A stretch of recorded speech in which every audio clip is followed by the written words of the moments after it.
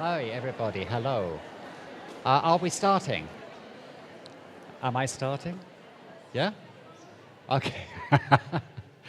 Hi, my name is David Marsh.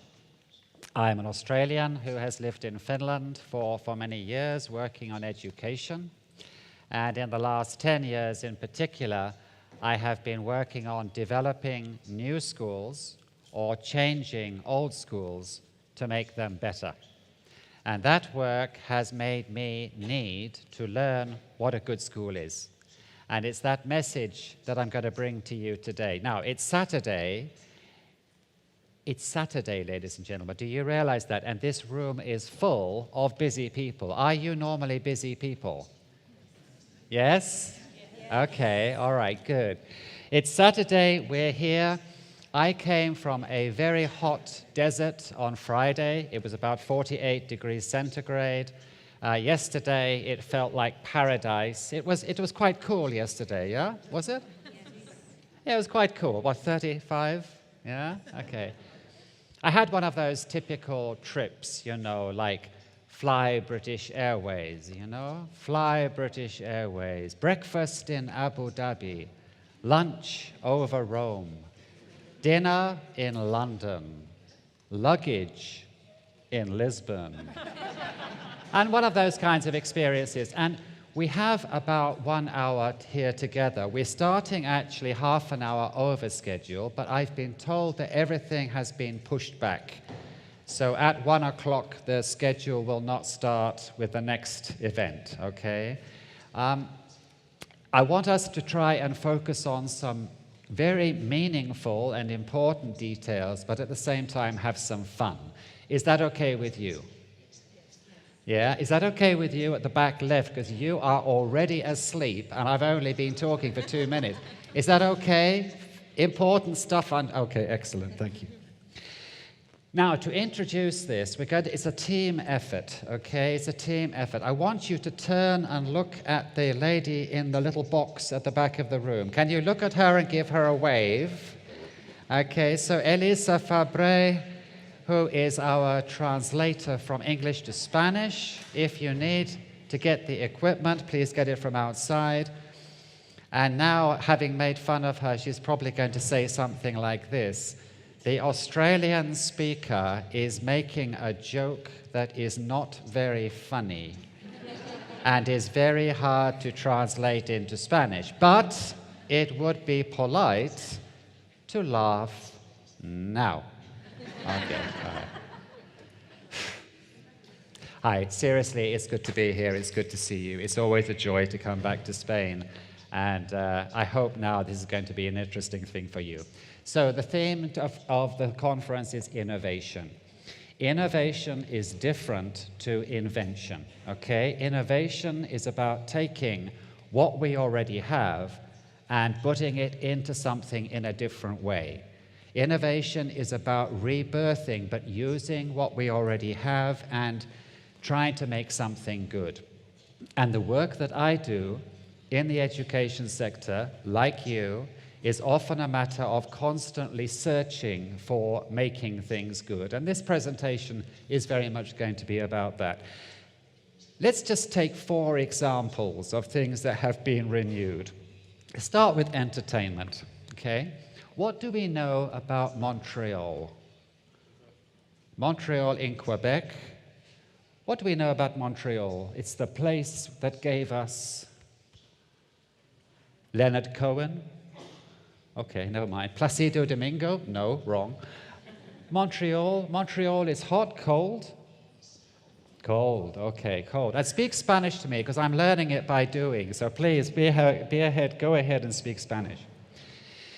In Montreal, 50 years ago, big entertainment was suffering. So there was a major renewal, and that renewal came out as Cirque du Soleil. Cirque du Soleil. Most of us in this room have seen Cirque du Soleil on the TV or live, yeah? So let me ask you a question, and please answer with your hand. Is Cirque du Soleil a circus? No, kind of, yes.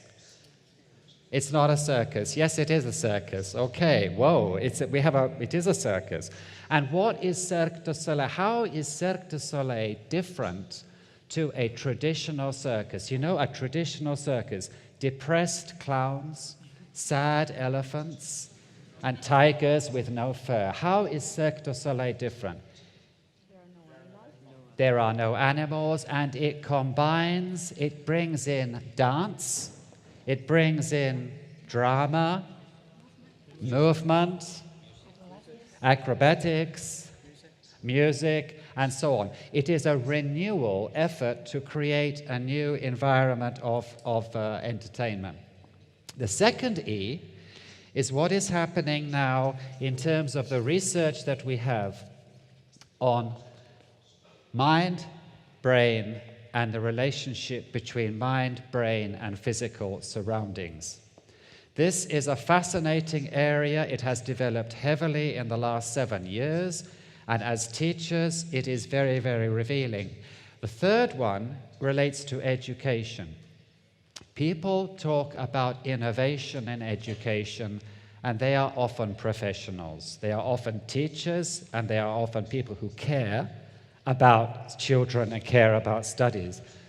Other people talk about education, and they don't really care about education, but they want to talk about it and control it for their political agendas, and that is true all over the country. But education now, a big question mark over renewal. And the next one is ecosystem. And this is where the experience that I've had, particularly over the last 10 years, in Latin America, in Southeast Asia, and the Middle East mainly, is what I'm bringing you here today. When you hear the word ecosystem, I want you to think of a beautiful lake. Can you see it in your mind, a beautiful lake? Yeah? Okay. I want you to think of a beautiful lake. Now, a balanced, healthy lake where the fish, okay, they're eating each other a little bit, but they're basically quite happy. A balanced lake is a happy, healthy lake. And an unbalanced lake, a lake which has got bad water, which has got big, nasty fish that are in the wrong lake and eating the poor little fish, that is an unbalanced ecosystem. Modern thinking now about education is looking at not just what is happening in the school, but what is happening in the school and in the surroundings around the school, and pulling those together. There is a renewal happening in education relating to education. Okay, so what do we know? What do we know about what is happening now in our schools, with our teachers, and so on? Number one, and we've heard this 100 times, but it's 100 times as important as ever. The children entering grade 1 now have a future which is highly unpredictable.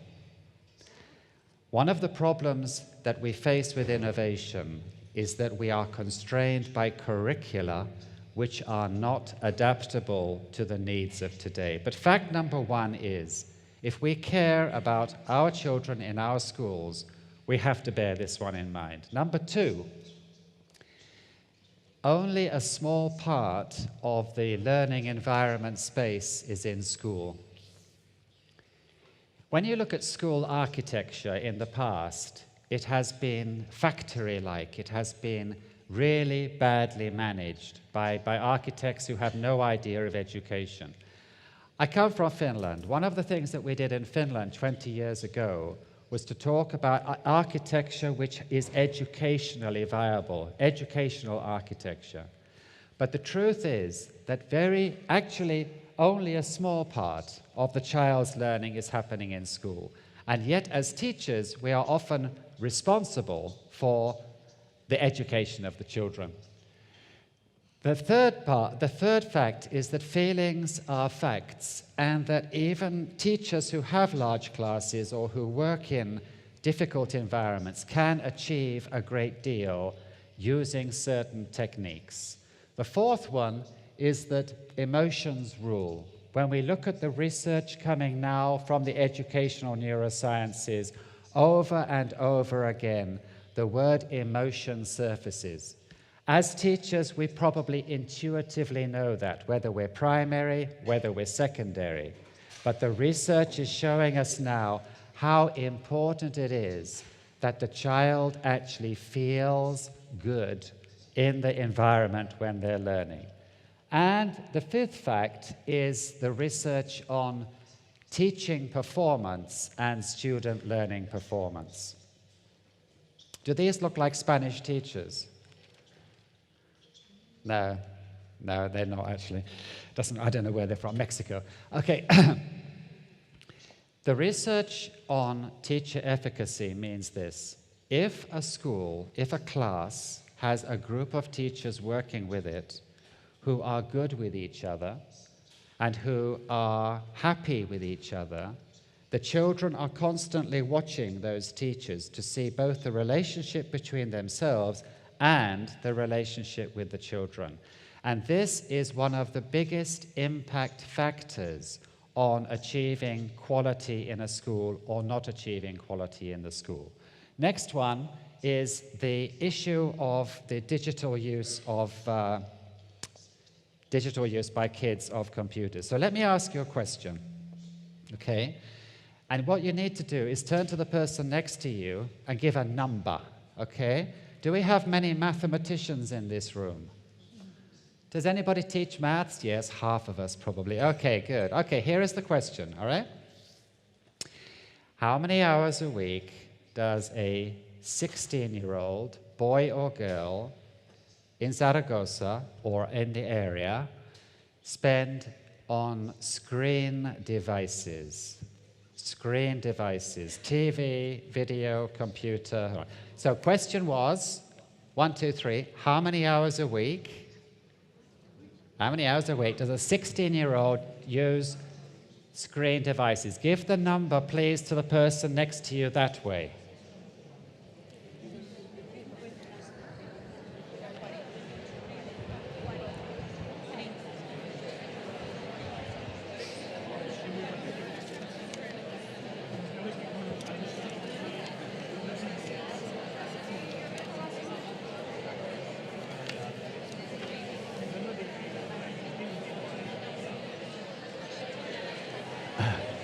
Okay.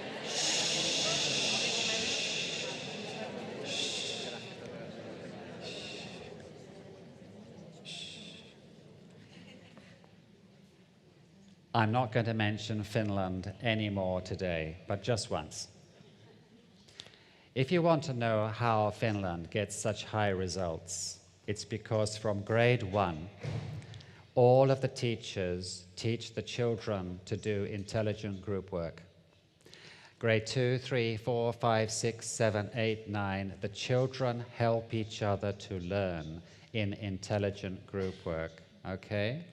Now, if you are the only teacher who does group work, it takes about 10 minutes to get it started, it takes 10 minutes to stop the chaos, and then the bell rings and the class is over. But if the whole system is geared to, I am your teacher, and you know that quite soon I'm going to pass the task to you to problem solve, it's a fantastic system. I believe it's one of the secret pearls of the system. But we are here now.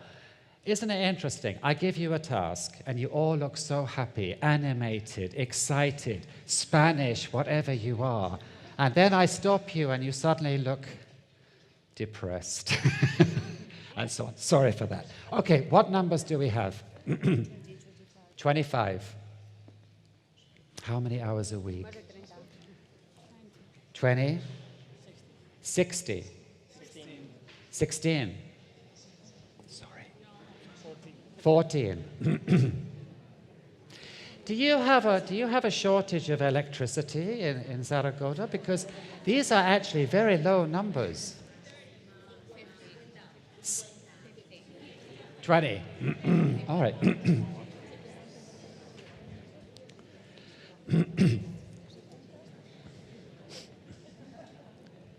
I'm coming down here to be safe because the research that we have from the United Kingdom and from northern countries is giving us between 40 to 60 hours a week, 4060 hours a week. Now, it may be that because, Spain is the loving country, you have a fantastic climate, you have a fantastic city. Oh my goodness, all I wanted to do yesterday was get my shorts on and a bicycle. I mean, you know, that your kids are out on the streets more than sitting there huddled in Finland in an igloo, and its snow is coming, and using their devices. The rate of digital usage is more than the number of hours spent in school. The next fact,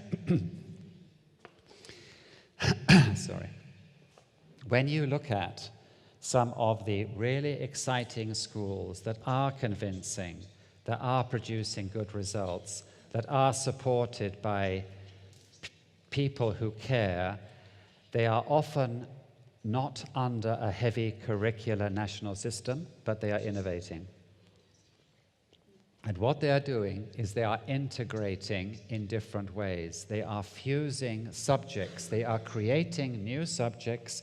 And the key fact is that integration, doing the same things that we do well, like Cirque du Soleil, but doing them in a different way, is a very powerful phenomenon happening in those schools which are ecosystems. So we have 7 facts, and then we have 4 chapters and 1 story. And we're going to go through the chapters of the story one by one with you now. And the first one that we're going to start with is the teacher.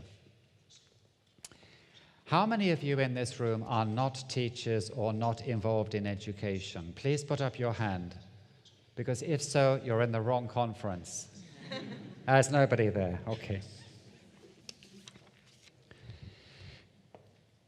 When investors that I work with build private schools, international schools or private schools abroad, what they want to do often is to build a fabulous building.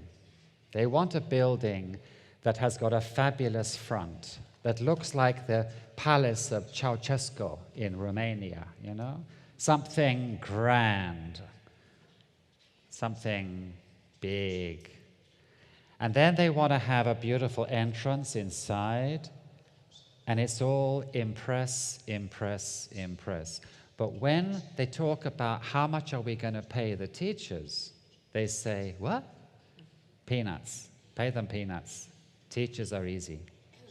That is common throughout the world, apart from those countries where they are struggling to innovate. Korea, Japan, Finland, these are countries, Switzerland, Germany, these are countries where teachers are given a lot of respect and have been traditionally paid a reasonable salary. But in most of the world, teaching is not respected. When you look at the research now on what is called high-impact results, and there are various ways that this is done. One of the most popular is done at the University of Melbourne in Australia. What is coming up right towards the top is the power of the teacher. Now, it may be obvious to you that teachers are important, but actually the world out there does not respect teachers as much as they should do in certain countries, but the research is showing that the power of the teachers is very important. And I'm just going to take some of those findings and share them with you, which relate to teaching and also to teaching activities. Now, forgive me if you've seen this before. This is the work of what is called John Hattie, and it's one of the meta-studies that we follow when we design and when we prepare teachers for fantastic schools. So here, this point here, 0.4, this is the point where things are getting very good, okay? So if a teacher does 3, 4, 5 of these things when they teach a lesson, they are likely to be bringing a very high impact, okay? Now this one here, there's 0.4. If it goes down here, it's actually having a negative impact on the child's learning. If you come over here, this is the teacher estimates of achievement. This is the teacher who says to the kids, I believe in you. I believe you can achieve. They may say, to the best of your ability, but I believe in you and I'm here for you. The power of that is one of the biggest impact factors in primary and in secondary. One of the curious things about the world is that traditionally, primary school teaching has been seen as easier than secondary school teaching. Have you ever heard of that kind of thought? Yeah. And amazingly, in some parts of the world, primary school teachers are paid less than secondary school teachers. Have you ever experienced that in the world? Yes. Okay. The best schools in the world, in my view, and I'm saying this really quite seriously, are those that use excellent primary-based methods right through to grade 12. The saying, why is it when I go into a classroom and I see all these excited 6-year-olds, but when I go into a classroom of 16-year-olds, I see a lot of depressed people, is very, very true. And if I take Finland, what we did in Finland was we actually tried to break the barrier between primary and secondary. Did I say Finland again? I am so sorry. I promise not to say that again.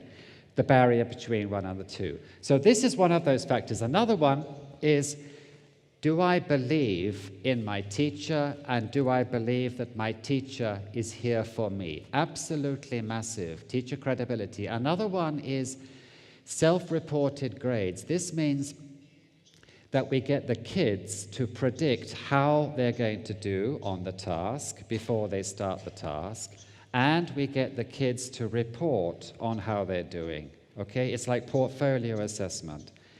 It's amazingly high. The impact is amazingly high. Why might that be the case? Why now? I mean, was it the case 20 years ago? Why now? Things are changing so fast. That's what we said. We've said that throughout this conference. But why now this? It's because of... What am I doing? I'm either pretending to take pictures of you, or I have a PlayStation monitor in my hand, okay? It's because of gaming. Because when you look at gaming, the kids are constantly predicting how they're going to do, and they're constantly measuring how they're doing. So it's actually bringing gaming activities into the classroom.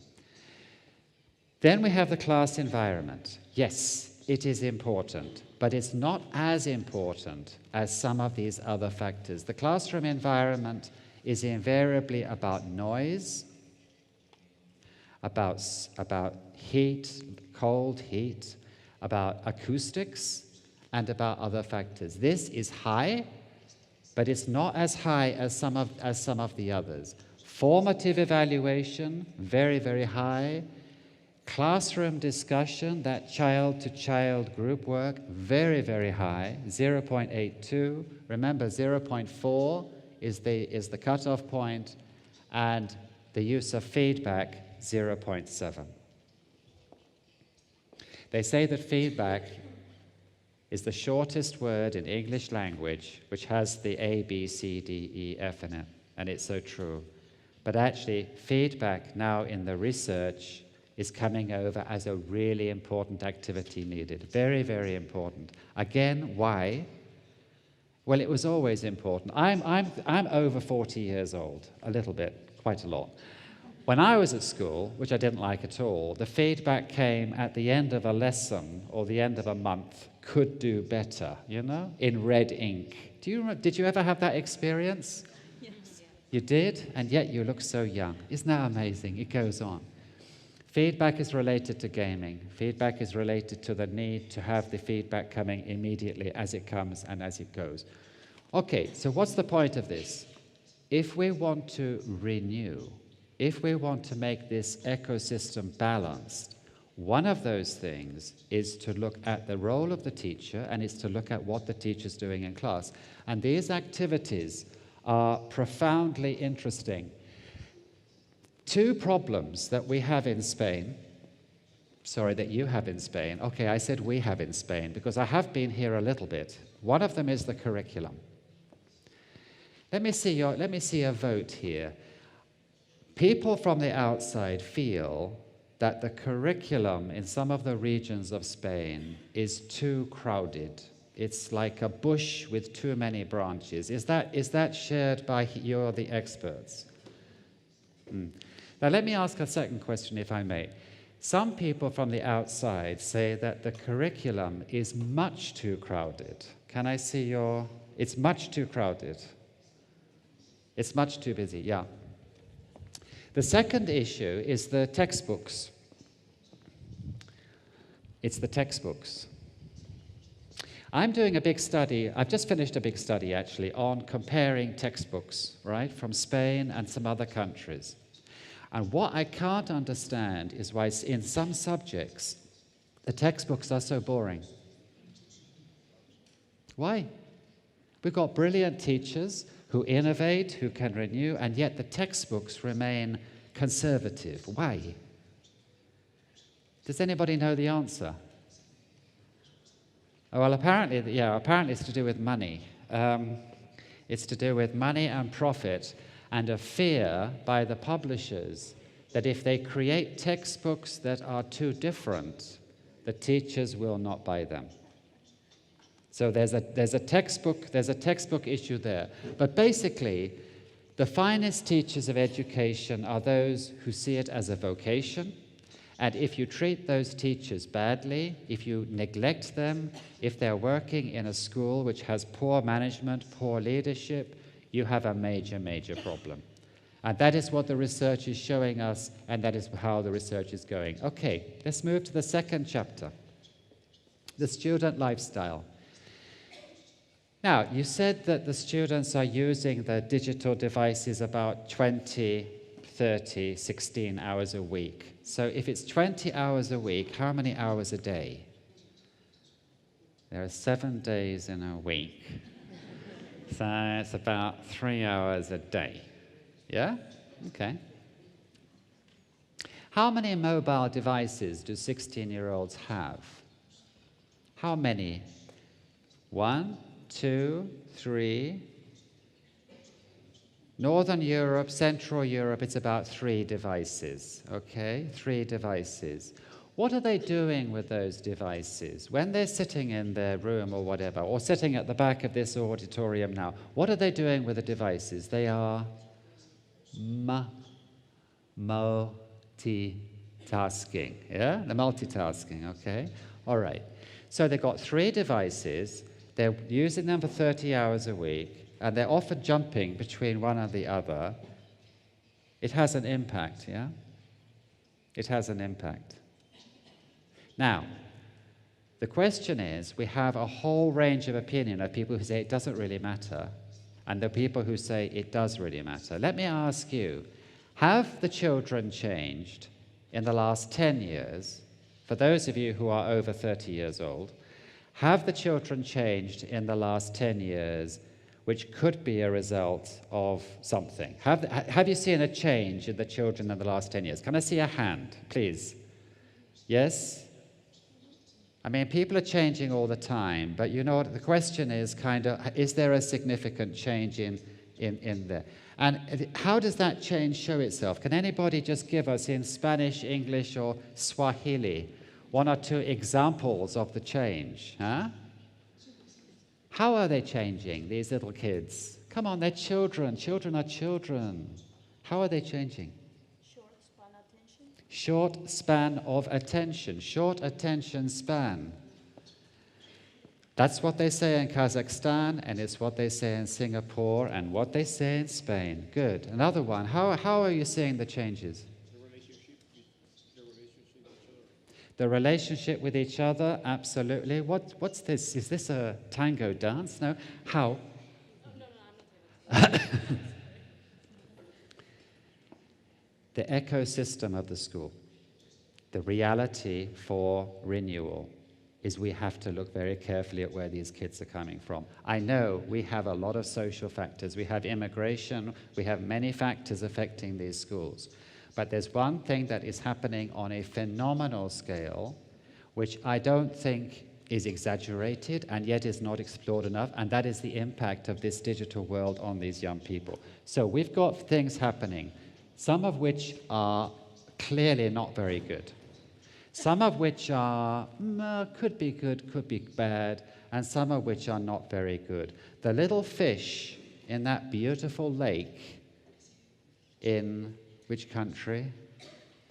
Finland, okay, are different. They're being affected by something like a radiation coming from above. So we've got the sleep deprivation, not sleeping enough. We have the attention span problem. We have the loneliness. The loneliness is really interesting. How can you be lonely when you're tweeting and twitting and Instagramming and doing all those things, and yet loneliness and so on? All of these things we know.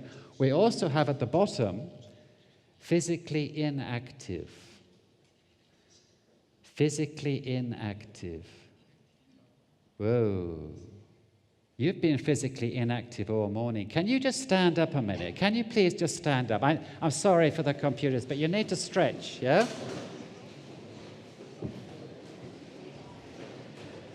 Okay, let's carry on, just for a few minutes standing up. Is that okay? You sure? It's not rude? Okay, good. Then we also have some other things happening relating to this area, and then we have things that are looking quite positive. Now, if you take some of the really dynamic, innovative schools, high schools and primary schools, High Tech High in California is a very interesting example for those of us in secondary school, and also primary examples from Singapore, Korea. You'll see that the teaching is taking these phenomena and it is using them to change the activities and the methods. So the student lifestyle can't be ignored anymore. And I think what we can learn from this is as follows. We need to reduce the environmental stress in schools. Noise. I know that you can say there are noisy countries and quiet countries. Is Spain a noisy country? Is it more? Which is more noisy than Spain? Which country is more noisy than Spain? Huh? Greece? What? Romania? Huh? Italy, of course, yeah. We need to reduce the noise. If you look at some schools, the noise levels are appalling. The bells, the stress, and so on. We need to teach the digital cyber safety from a very early age, because it's one of the biggest influences that is creating stress for these kids. When do you start teaching digital safety in Spanish schools? Which grade? Which grade? When do you teach kids how to be safe on the internet? Okay, in some countries, beginning with F, that we are not going to mention, it is around grade 1, grade 2, all right? Okay, and let me show you this one. Oh no. Are we in the wrong conference? Look at that. Taking the digital devices out of the classroom. In my previous life, I was an advisor to a man who had attention deficit disorder and many other things, and he was very powerful. And he said, I want to give every child in my country an iPad. He wanted to make the parents happy, yeah? So, advisor, what do you advise? I said, no, it's not a good idea. First of all, they've already got an iPad at home. And secondly, if you give every 2 children an iPad, it would be much better, because then they would have to share and to collaborate together. And then I lost my job, and it all went on very well. But the fact is, what the research is saying is, let's use the digital devices in the evening to do the homework, in the flipped learning before we come to class. But actually, in class, the relationship between the adult teacher and the younger students is even more important now than it was before, because so many of these young children are not getting the emotional support they need from their parents, from their families, as they used to do. Please take a seat if you can, yeah? Just don't leave the room en masse. So there is now a significant debate about the use of digital devices and apps in classroom time. It does not mean we don't use them in our learning. It does not mean we take out the whiteboards, but it does mean let's not think that having the children using the mobile devices or the iPads or the tablets to do tasks is going to be a magical thing, because actually what they need is the human touch, more and more than before. Okay, we come to the third part. This is the final part of the story. It's the research on human mind and brain. We've gone through a period of a lot of neuromyths. You know, a lot of people say silly things about the mind and the brain. But when we look at now what we can see, there are some really interesting phenomena coming out. One of those relates to digital fatigue. If you're listening to me now in English, or if you're listening to me at all, you will know that it's harder for you on a Saturday morning when you should be outside on your bicycle in the aquarium to listen to a foreign language than to listen to the first language for many of us. Okay. But the fact is that this lifestyle, I know they're not using Facebook, but the Instagramming lifestyle is addictive. It's highly addictive, and it has an impact on the mind and brain. As teachers, we need to be able to follow what that good research is saying about this lifestyle, because it affects, again, those high-impact methods that we should be using. And what we are seeing is this one. There's a very high cognitive cost when switching rapidly from one task to another. And so the argument there is that maybe we need to calm down, actually, the way we are teaching our subjects and not think that lots of activity and buzz is good, because actually that's what the kids already have in their time. We can see the power of the images. I've been trying to use pictures here intentionally because I have nothing to say, no. Intentionally, because the power of images is incredible. Just look at these figures here from a study made 2 years ago, and it calculated these figures as being confirmed. 30% of our nerve cells are dedicated to sight, 8% to touch, 3% to hearing. After 72 hours, 10% of what is heard is remembered, but if you add the visual content, it goes up to 65%. That is extremely powerful, and it's extremely noteworthy, because talk, what I'm doing now, is not productive without the combination of the visual sides.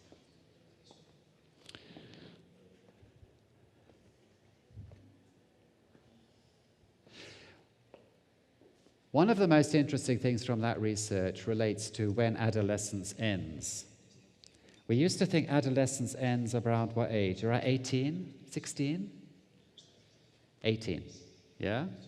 But actually, it says now we're seeing that it's ending around 25. So this comes back to, why is secondary school teaching so different to really good primary school teaching? And it comes back to the issue of what we need to do is to minimize the talking at the people and to increase the talking with the people. And the most powerful way of doing that is through collaboration. If you are going to travel on the London Underground, a straight map is hopeless, yeah? It's absolutely hopeless. You know London in Britain? Australians have many jokes about the British, you know. We have jokes because we feel the British treated us very badly. Here is one. Britain is the country that culture came from and never went back to, all right? Oh, here's another one. Marry an Englishman on the foot here, and then on the back it says, save water. you get that? No, Australian jokes are very bad. I hope we're doing a good translation there. We're coming to the final point here, which is irrelevance. So much of what we have to teach in the curriculum is not understood as being relevant by the young people themselves. When we were younger, those of us over 40, which is a fantastic age, when we were younger, we didn't question so much what we were learning. We kind of learnt it. These kids now, they do question. It's not good, it's not bad, but it's happening. So if they feel something is not relevant, they switch off much more quickly. So we have a problem. The ecosystem has a challenge, okay? Now, one of the powerful things happening in innovative schools is called phenomenon-based learning. By some, for others, it has slightly different names, but phenomenon-based learning is the one that's sticking. Can you say that together? Because it's quite difficult to say in English. 1, 2, 3, phenomenon-based learning. Oh, you're so quiet. If I was in Andalusia, they would be shouting this, wouldn't they? Okay, one more time. Phenomenon-based learning. Finland. Oh, sorry. Finland. Finland used to be top of the world in education, blah, blah, blah, and we are sick and tired of hearing about it, I'm sure. Finland has begun to slip. So what has Finland done? It has said, hey, are we slipping because the others are cheating? Probably yes. Or are we slipping because we need to rethink how we teach? So they had that discussion. They came up and said, actually, we need to change something. We need to raise the relevance of our kids from primary to secondary. So they have now introduced phenomenon-based learning, which is right across the curriculum and should be so in every school by, I don't know, 1 or 2 years from now. Let's have a look at what it is. It's not new as a project, and many of you have been doing these projects before, but it has been systemized. I was told that the only people who come to this conference are the best teachers in this region. Is that correct? Is that you were only invited here because you're the finest teachers in the region? La crème de la crème, yeah? Okay, all right, so you'll bear with me. It's systemized. A fantastic teacher can do a fantastic project, the kids can be happy, the parents can be happy, but unless it's built into the system of the school, the curriculum, and recognized, it has no value at the end of the day for many. So this has been systemized. So what phenomenon-based learning is, it's learning about a real-world phenomenon, such as physical well-being, okay? And it takes physical well-being, and over 30, 40 hours maybe, it will study it from the point of view of physics, as in the muscular system, from chemistry, as in intoxicants, from biology, nutrition, from physical exercise, physical education, exercise, and perhaps they will stick a language in there as well. So it's taking a number of different teachers in school, let's say 4 or 5, and it says you have now 30 hours, 40 hours to share to focus on well-being from these different disciplines. It is a powerful across the curricula solution, and it is something which is happening not only in countries like Finland, but also in fast-moving schools. What it means is that it's raising the relevance of learning for the kids. It doesn't happen very heavily, but it happens enough to make the children realize that learning physics or chemistry or biology is actually interesting because it opens doors up on some phenomenon which is happening in our lives. So phenomenon-based learning is perhaps the most powerful feature of this building of the system to make it healthy and so on. When you look at the research, what you can see is that you need really powerful, happy groups of teachers within schools. Is salary the main factor for making teachers happy? It's important, but it's not as important as something else. What is that? What makes a teacher feel, yeah, I'm okay? It's respect. It's deep, deep respect. And the respect coming from collaboration. Phenomenon-based learning, it requires these 4 teachers to actually work together. Not just to talk about it, but actually to work together. And if you look at many schools and many teachers are still separated. They don't actually work together that much. There's a tremendous power in collaboration.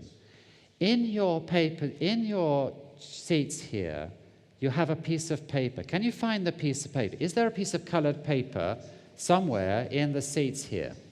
Yeah?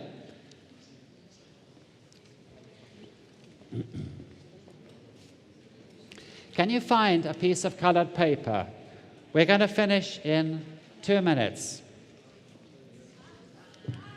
All right? Can you distribute those? Now, listen, please. And bear with me, because this is really important. You need to find a team of about 3 people. You need a team of 3 people. Making the best paper plane that flies the furthest is not easy. Some people just can't do it. If I were you, I would pick a primary school teacher as soon as possible. So, you need groups of 3 people, and you need to create a plane. And listen, shh. Write a message on the wing for the organizers of the conference about anything, all right?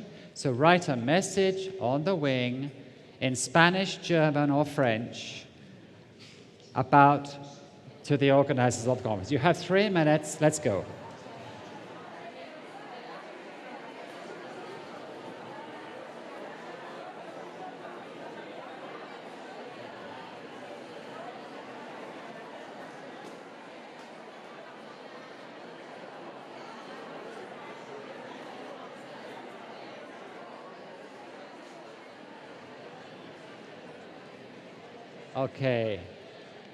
Okay, just as we're finishing off, in summary,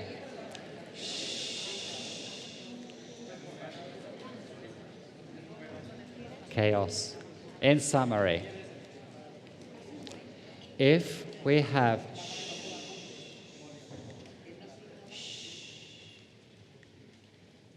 have the courage and the support from management and leadership, and the support from those who control the curriculum and testing, and the curriculum and testing are the big, big black holes in educational innovation, we hand over the power for the students to collaborate in a safe and controlled way.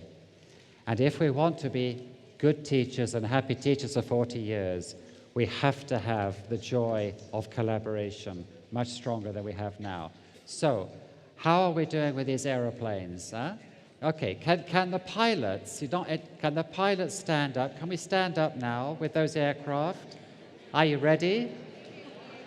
Because we have an important conference to go to. So can you stand up? Stand up.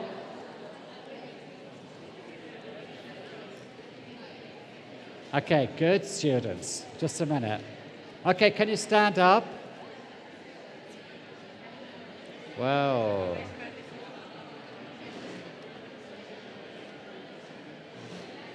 Okay, stand up, please. Yep. And, okay, listen. Stand up. We're going to, when I say Shh, listen, when I say three, throw them this way.